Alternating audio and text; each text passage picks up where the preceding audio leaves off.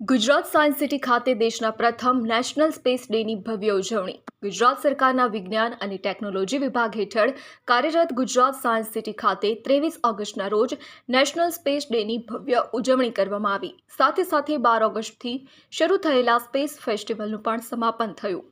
ઉલ્લેખનીય છે કે ઇસરો દ્વારા મોકલવામાં આવેલા ચંદ્રયાન-3ના વિક્રમ લેન્ડરનું ચંદ્રના દક્ષિણ ધ્રુવ પર 23 ઓગસ્ટ 2023ના રોજ સોફ્ટ લેન્ડિંગ થયું હતું, જે ઐતિહાસિક ક્ષણની યાદમાં પ્રધાનમંત્રી શ્રી નરેન્દ્રભાઈ મોદી દ્વારા 23 ઓગસ્ટના દિવસે નેશનલ સ્પેસ ડે તરીકે ઉજવણીની જાહેરાત કરવામાં આવી હતી. જે બાદ 23 ઓગસ્ટ 2024ના દિવસે સમગ્ર દેશમાં ઉત્સાહપૂર્વક પ્રથમ નેશનલ સ્પેસ ડેની ઉજવણી કરવામાં આવી.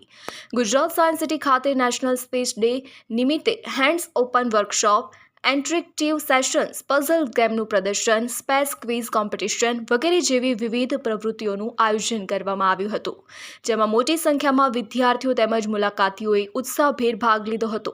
હેન્ડ્સ ઓન વર્કશોપમાં વિદ્યાર્થીઓને પેપર, ગમ વગેરે જેવું રો મટીરિયલ આપવામાં આવ્યું હતું, જેના થકી વિદ્યાર્થીઓએ astrolabe, Mangalyaan rocket, space shuttle, hanging solar system, Aryabhata ઉપગ્રહ વગેરે પ્રતિકૃતિ બનાવીને હતી અને તેના થકી વિદ્યાર્થીઓએ વિવિધ વિષયો અંગે માહિતી મેળવી હતી. CCL IIT ગાંધીનગર દ્વારા વિદ્યાર્થીઓને વેસ્ટમાંથી બેસ્ટ વસ્તુ બનાવતા શીખવાડવામાં આવી, જેમાં પેપર અને ગ્લુના ઉપયોગથી રોકેટ બનાવીને તેની પાઇપ અને બોટલની મદદથી કઈ રીતે ઉડાવવું તે શીખવાડવામાં આવ્યું.